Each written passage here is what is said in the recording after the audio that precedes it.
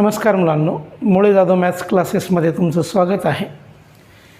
आपण 3 dimensional geometry हा topic start केलेला आहे. पहिल्या लेक्चरमध्ये पहिल्या व्हिडिओमध्ये आपण हे पाहिलं, डायरेक्शन अँगल्स आणि डायरेक्शन कोसाइन्स. दुसऱ्या लेक्चरमध्ये डायरेक्शन रेशो पाहिला.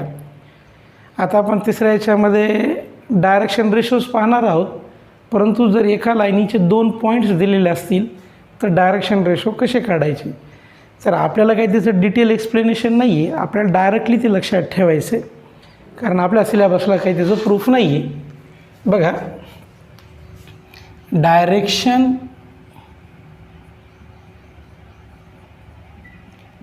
Ratios of line passing through 2 points. एका लाईनीचे आपल्याला डायरेक्शन रेशोज काढायचे, ती लाईन 2 पॉईंटमधून पास व्हायली. तर मग डायरेक्शन रेशो कसे काढणार आपण. पहिल्यांदा डायरेक्टली सांगतो, प्रूफ काय आपल्या सिलेबसला नाही आहे त्याचं. समजा ही एक लाईन आहे, ए पॉईंट, ह्याचे कोऑर्डिनेट्स घेऊया x1 y1 z1. दिलेली लाईन ही 3 डायमेन्शनल लाईन आहे, म्हणजे स्पेसमध्ये आहे. दुसरा पॉईंट घेऊया B, त्याचे कोऑर्डिनेट्स आहेत x2 y2 z. आता मला ह्या लाईनीचे काय काढायचे आहेत, डायरेक्शन रेशो. तर डायरेक्शन रेशो आपण कशाने दाखवतो, A B C. तर डायरेक्शन रेशो कसं काढणार, x2 minus x1 y2 minus y1 z2 minus z1. हे झाले डायरेक्शन रेशो. कधी कधी तुम्ही याला अशा पद्धतीने लिहू शकता, x1 minus x2 y1 minus y2 z1 minus z2. ते आपल्यावर डिपेंड करतं की डायरेक्शन रेशो कोणत्या म्हणजे फर्स्ट क्वाड्रंटमधून सेकंड क्वाड्रंट वजा करा किंवा सेकंडमधून फर्स्ट वजा करा. तर हे आपल्या सिलेबसला डायरेक्टली आहे मुलांनो. हे कसे डायरेक्शन रेशो झाले, काय काय नाही, ह्याचं काही आपल्याला एक्सप्लेनेशन नाही आहे. ठीक आहे, हे लिहून घ्या मुलांनो. तर बघा मुलांनो, समजा ही या लाईनीचे डायरेक्शन रेशोज हे आले, तर दुसरी एक लाईन ह्याला पॅरलल काढली आपण, PQ ही लाईन पॅरलल. मग ह्याचे डायरेक्शन रेशोज काय असतील, ह्या लाईनीचे जे डायरेक्शन रेशोज आहेत तेच ह्याचे राहणार आहे. म्हणजे आपण लिहू शकतो, parallel lines have same direction ratios. Direction ratios हे कसे असतात, सेम असतात पॅरलल लाईन्सशी. ठीक आहे, सेमच्या ऐवजी आपण अप्रोप्रिएट वापरूया, प्रोपोर्शनल शब्द वापरूया.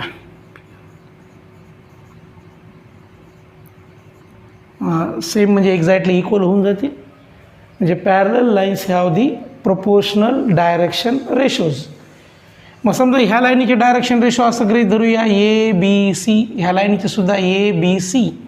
दोघात काहीतरी फरक आहे, आपण याला 1 1 नाव देतो आणि याला काय देतो, 2 2 2. म्हणजे पॅरलल लाईन्स ह्या प्रोपोर्शनल डायरेक्शन रेशोज म्हणजे A1 upon A2 is equal to B1 upon B2 is equal to C1 upon C2. म्हणजे पॅरलल लाईन्सला डायरेक्शन रेशोज कसे असतात, proportional.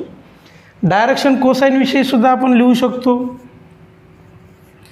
Parallel lines have same direction cosines. Same direction cosines. Parallel लाईन्सला same direction cosines असतात. Direction cosine कशाने दाखवतात, L M N. समजा ह्या लाईनीचे डायरेक्शन कोसाइन्स आहेत L M N आणि ह्या लाईनीचे सुद्धा L M N. काहीतरी फरक वाटावा म्हणून 1 1 1 लिहू, इथे लिहू 2 2 2. म्हणजे L1 is equal to L2, M1 is equal to M2, N1 is equal to N2. तर थेरीज मी सर्व घेतलेली आहे, फॉर्म्युले सगळे सांगितलेले आहेत. फक्त एक काम करायचं, 3 डायमेन्शनल जॉमेट्री शिकत असताना सिक्वेन्स वाईज व्हिडिओज बघा. मी व्हिडिओजमध्ये लिहिलेलं असतं खाली डिस्क्रिप्शनमध्ये, पहिला व्हिडिओ, दुसरा, तिसरा, त्या सिक्वेन्सनं चला तुम्ही. ठीक आहे मुलांनो, हे नोट करून घ्या. तर मुलांनो, आपण ह्या धड्यामधले आतापर्यंत दोन्ही जे काही पाहिलं त्या थेरीज पाहिल्या. आता आपल्याला ह्या धड्यातले काही प्रॉब्लेम्स बघायचे 3 डायमेन्शनल जॉमेट्रीशी रिलेटेड. तर काय पहिला प्रॉब्लेम बघा. अ line makes angles of measure of 45 degree 60 degree with the positive direction of Y and Z axis respectively. एक लाईन आहे, ती वाय अक्षासोबत 45 डिग्रीचा अँगल करते आणि झेड अक्षासोबत 60 डिग्रीचा अँगल करते. आणि मला काढायचं आहे find the angle made by the line with the positive direction of the x axis. आणि एक्स ॲक्सिससोबत ती लाईन किती डिग्रीचा अँगल करते हे काढायचं आहे. अगोदर याची डायग्राम काढून घेऊया, आपल्याला सोपं जाईल. तर मुलांनो, हा प्रॉब्लेम बघूया. अ line makes angles of measures 45 degree 60 degree with the positive direction of Y and Z axis respectively. Find the angle made by the line with the positive direction of x axis. एक line आहे, ती 45 degree आणि 60 डिग्रीचा angle करते. कुणासोबत? Y आणि Z ॲक्सिससोबत. समजा वायसोबत ती angle करायली 45 degree, हा झाला 45 डिग्री. झेडसोबत किती डिग्री आहे? 60. आणि एक्ससोबतचा अँगल आपल्याला काढायचा आहे. म्हणजे एक्ससोबतचा अँगल आपण काय कन्सिडर करणार? अल्फा. म्हणजे आपल्याला अल्फा कॅल्क्युलेट करायचे. बीटा, बीटा म्हणजे अँगल विथ वाय ॲक्सिस, ते किती दिलेले मुलांनो? 45 degree. Gamma angle with Z axis किती डिग्री आहे? 60 डिग्री. तर आपल्याला अल्फा काढायचं आहे, बीटा दिलेलं आहे, गॅमा दिलेलं आहे. बीटा म्हणजे काय? Angle with Y axis. Gamma means angle with Z axis. मग एल इज इक्वल टू काय आहे? Cos alpha. M is equal to काय असतं? Cos beta. N is equal to काय असतं? Cos gamma. मग आपण फॉर्म्युला लिहूया. L square plus M square plus N square equal to 1. हा झाला फॉर्म्युला. एल म्हणजे काय मुलांना? Cos alpha. M means cos square beta. N means cos square gamma equal to 1. Cos square alpha, cos square बीटाची value किती आहे मुलांनो? 45 degree. Cos square गॅमाची व्हॅल्यू किती आहे? 60 degree equal to 1. Cos square alpha, cos 45ची value 1/√2 plus cos 60ची value 1/2 whole square equal to 1. तर हे येईल cos square alpha 1/2 1/4 equal to 1.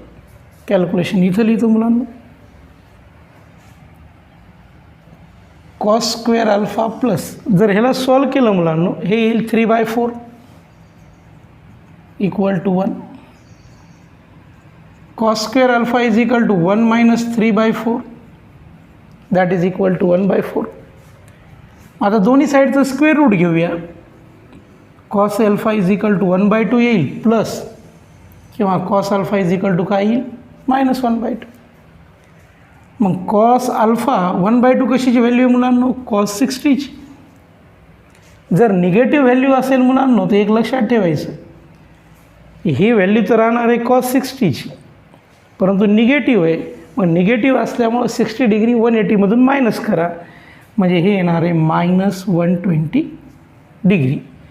म्हणजे ही व्हॅल्यू आहे कॉस 120ची. कॉस 120ची व्हॅल्यू किती? -1/2. कॉस 60ची व्हॅल्यू किती? 1/2. मग आता अल्फा इज इक्वल टू किती डिग्री आलं मुलांनो? 60 डिग्री किंवा alpha is equal to 120 degree. Therefore alpha is equal to 60 degree किंवा alpha is equal to 120 degree.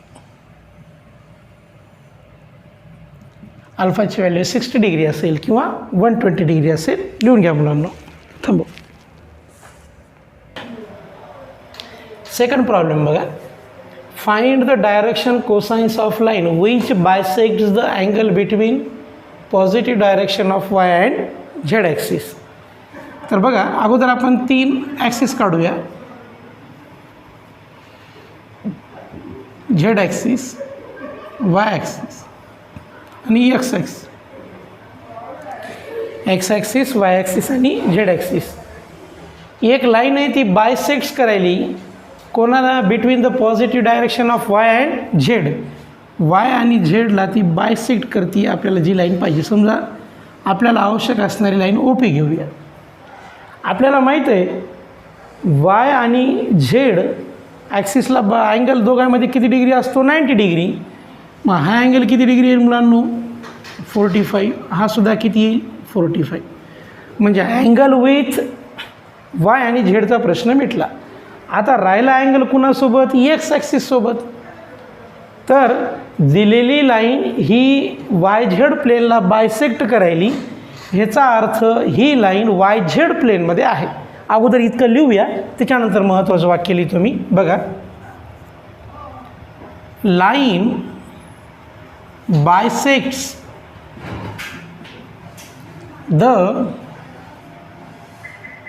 y and z axis.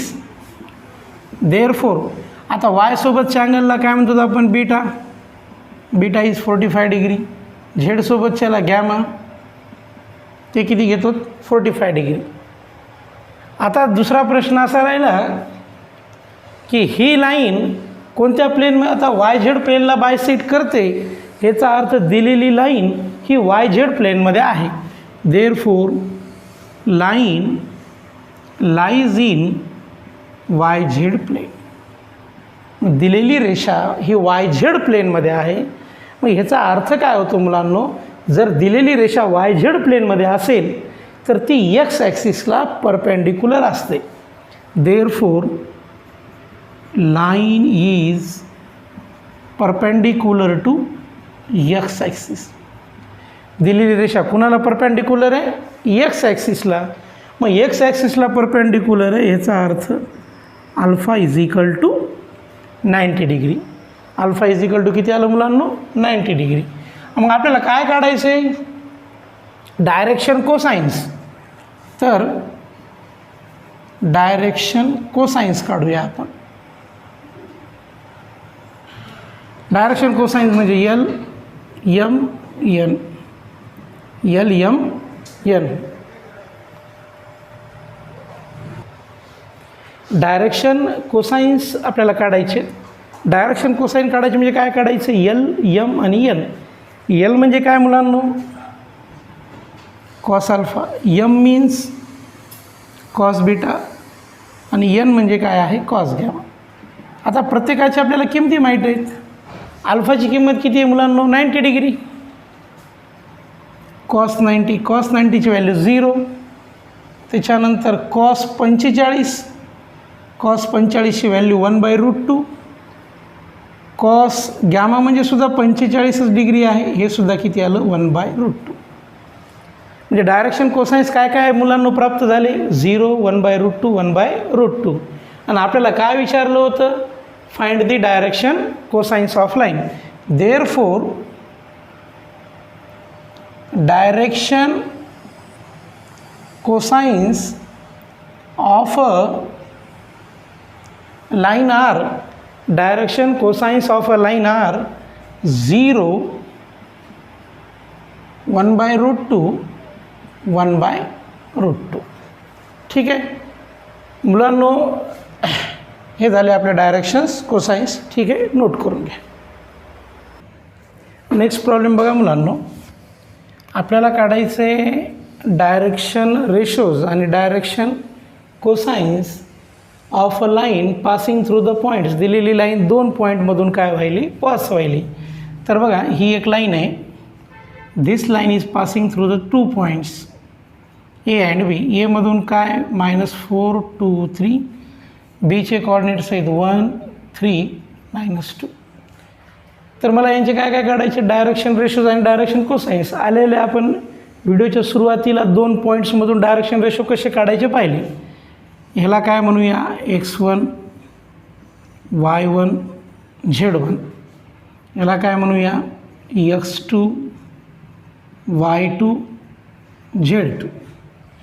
मग इथं लिहितो मी डायरेक्शन रेशोज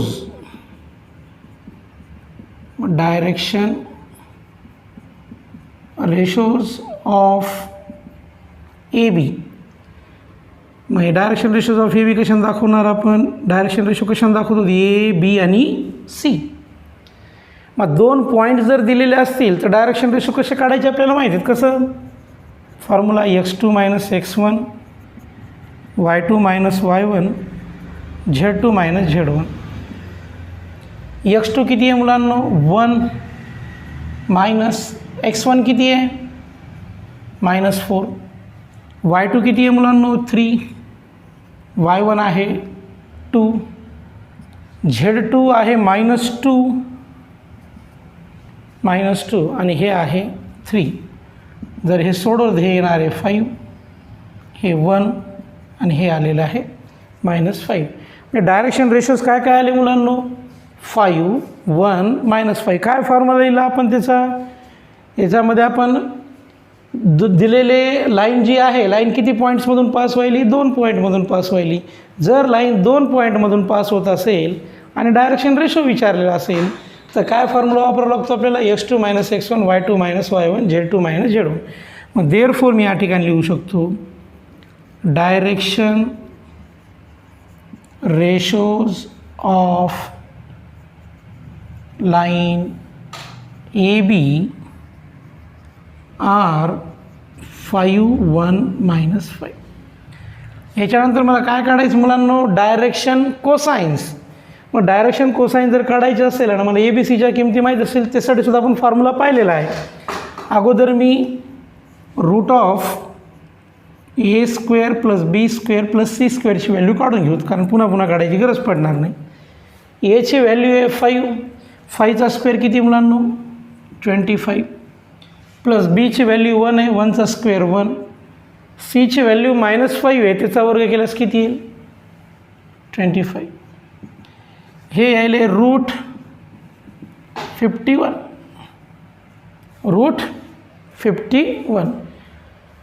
आता डायरेक्शन कोसाइन काढायचे आहेत मला, डायरेक्शन कोसाइन म्हणजे काय, एलला काय म्हणू शकतो मी, कॉस अल्फा. लिहायला डिटेल फक्त काय formula, A root of A square plus B square plus C square. What is the value of एची व्हॅल्यू किती आहे मुलांनो 5, रूट 51. यम म्हणजे काय येईल मुलांनो, cos beta. B root of A square plus B square plus C square. What is the value of B 1, root 51. आता तिसरा डायरेक्शन कोसाइन काय असतो मुलांनो, N is equal to C root of A square plus B square plus C square. सीची value काय मुलांनो -5, route 51. तर तिन्ही डायरेक्शन कोसाइन काढले बघा, एल एम आणि एन. आणि आपल्याला डायरेक्शन कोसाइनसुद्धा विचारले होते. Therefore direction cosines of a line A B are काय काय आहे, 5/√51 मायनस 1/√51 दुसरा आणि 5/√51. हे झाले मुलांना आपले डायरेक्शन कोसाइन्स. ठीक आहे, कळालं का मुलांना डायरेक्शन कोसाइन्सचं. ठीक आहे, थांबूया. तर मुलांनो नेक्स्ट प्रॉब्लेम बघा. Show that the points A B C are collinear, हे तिन्ही पॉईंट्स आपल्याला कोलिनियर आहेत हे दाखवायचं आहे. अशा पद्धतीचा प्रॉब्लेम तुम्ही व्हेक्टरमध्ये केलेला आहे, परंतु या ठिकाणी आपल्याला डायरेक्शन रेशो वापरून करायचे. तर एचे कॉर्डिनेट्स काय दिलेत मुलांनो, -7 4 -2. याला आपण म्हणूया x1 y1 z1, x1 y1 z1. बीचे कॉर्डिनेट्स काय आहेत मुलांनो, -2 1 0. याला म्हणूया x2 y2 z2. सीचे कॉर्डिनेट्स काय, 3 -2. ह्याला म्हणूया x3 y3 z3. तर कोलिनियर ठरवण्याच्या अगोदर आपण ते पॅरलल आहेत का नाही हे ठरवत अगोदर काय करणार आपण, direction ratio of A B काढूया. Direction ratios of A B. A बीचे डायरेक्शन रेशो, डायरेक्शन रेशो कशाने दाखवतो आपण, ए बी सी. ए बी सी म्हणजे काय येईल formula, x2 - x1 y2 - y1 z2 - z1. जर ह्याला सॉल्व केलं मुलांनो तर हे येणार आहे -2 + 7 1 - 4 0 इन ब्रॅकेट -2. हे येत आहे 5, हे येत आहे -3, हे येत आहे +2. हे झाले direction ratio of A B. आता ए बीचे डायरेक्शन रेशो काढले मुलांनो, आता आपल्याला डायरेक्शन रेशो बी सीचे काढायचे. Direction ratio of B C, direction ratios of B C. Direction ratio कशाने दाखवतात मुलांना आपण, ए बी सी ना, ए बी सी. आता ए बी सी या ठिकाणी काय फॉर्म्युला येईल, बी सीचे काढायचे, x3 - x2 y3 - y2 z3 - z2. किती येईल बघा, हे 5. सेकंड किती येईल, सबट्रॅक्शन केल्यानंतर 3 -3 येईल आणि हे येईल 2. सबट्रॅक्शन म्हणजे ह्या पॉईंट्समधून हे पॉईंट्स आहे.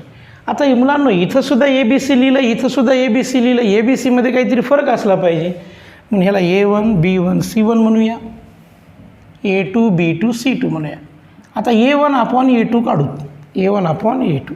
A1ची व्हॅल्यू किती आहे मुलांनो, 5. A2ची व्हॅल्यू किती आहे, 5. 5/5 इज 1. चला B1/B2 काय येईल सांगा, B1/B2 सुद्धा 1च येणार आहे, कारण B1ची व्हॅल्यू -3 आहे, B2ची व्हॅल्यू -3 आहे, डिवाइड केल्यास 1 येईल. त्याचप्रमाणे C1/C2 सुद्धा किती येणार आहे, 1 आहे. मग मी असं लिहू शकतो, A1/A2 is equal to B1/B2 is equal to C1/C2. ह्याचा अर्थ काय होतो, डायरेक्शन रेशो हे प्रोपोर्शनल आहेत. मग डायरेक्शन रेशो जर प्रोपोर्शनल असतील तर ह्या ज्या दोन लाईन आहेत ए बी आणि बी सी, ह्या लाईनी कशा होतील, पॅरलल. तर therefore lines A B and B C are parallel. ह्या दोन्ही लाईनी कशा झाल्या मुलांनो, पॅरलल. परंतु आपल्याला दाखवायचं आहे कोलिनियर. आपण आलोत कुठपर्यंत, पॅरललपर्यंत. आता पॅरललमध्ये एक विशिष्ट गोष्ट आहे पोरांनो, बी हा कॉमन पॉईंट आहे आणि बी जर कॉमन पॉईंट असेल तर ते पॅरलल रेषा कशा असणार आहेत, समोरासमोर असणार आहे. समोरासमोर म्हणजे अशी एक रेषा राहणार आहे, पुढे अशी एक राहणार आहे. इथं कोणता पॉईंट कॉमन आहे, but point B is common.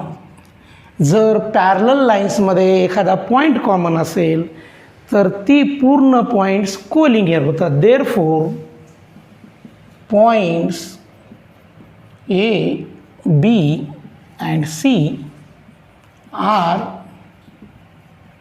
Collinear. ठीक आहे मुलांनो, चला घ्या नोट करू.